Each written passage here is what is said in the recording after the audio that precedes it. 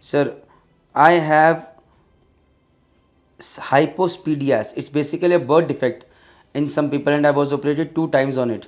Please tell me if I am eligible to join Merchant Navy or not. It is not causing any problem. Hypospadias is basically the opening of the penis is not on the tip, it is on the underside. तो उसमें जो है आपका urine में if there is any problem, if you are having any symptoms or any limitations, so then you can't join. If it is just mild or there is no problem, then you can join. कोई It can be surgically corrected also. Okay well, ठीक हो सकती है तो करवा लेनी चाहिए.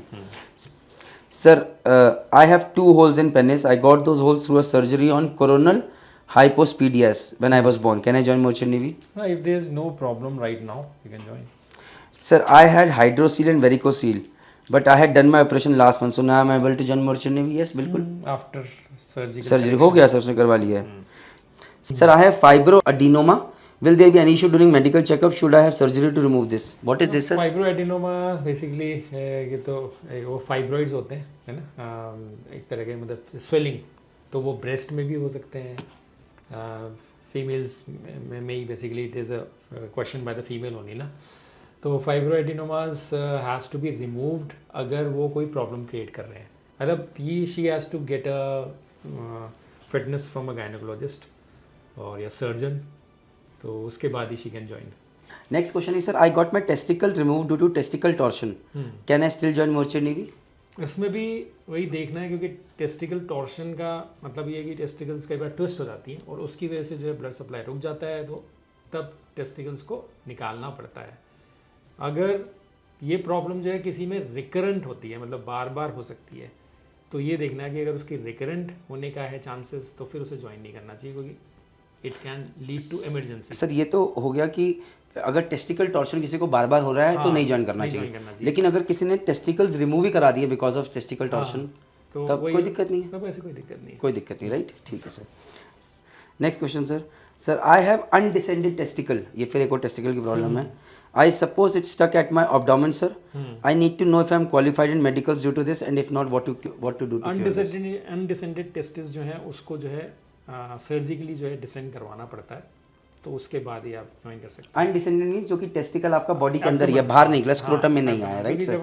जब बच्चा जैसे पैदा होता है तो थ्रू जब डेवलपमेंटल स्टेज में जो है वो टेस्टिकल्स पहले अंदर ही होते हैं, फिर अंदर से नीचे आते हैं.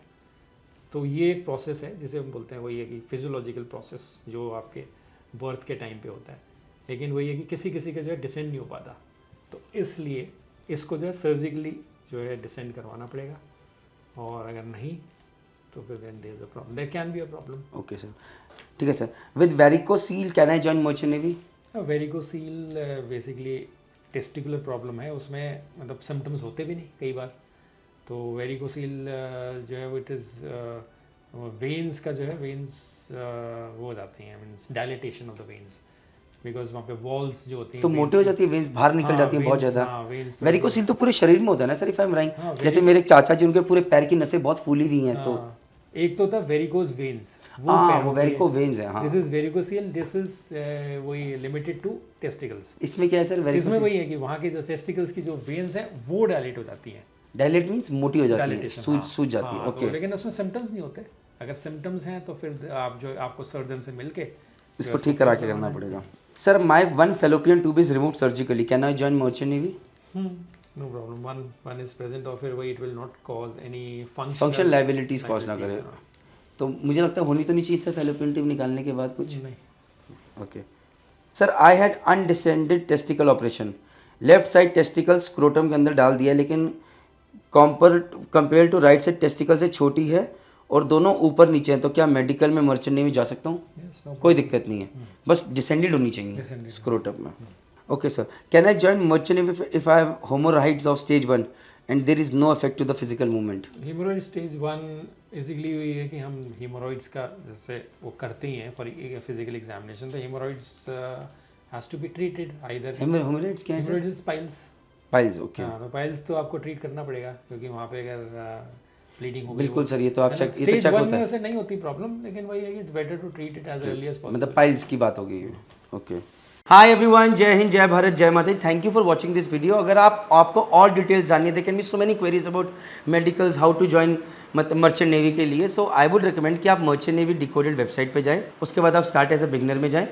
स्टार्ट एज अ बिगनर में जाएंगे, बहुत सारे कोर्सेज दे रखे हैं, फ्री कोर्सेज में जाएँ। फ्री कोर्सेज के अंदर आपका एक कोर्स दिख जाएगा, विच इज़ ये आ गया merchant navy medical guidance series.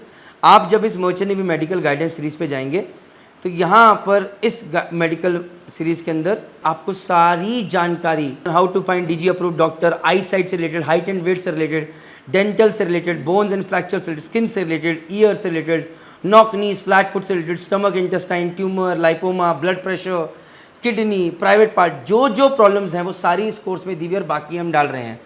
So what are you waiting for? Please enrol for this free course and get all the guidance. आप ही लोगों के लिए बनाया है। जय हिंद, जय भारत, जय माता।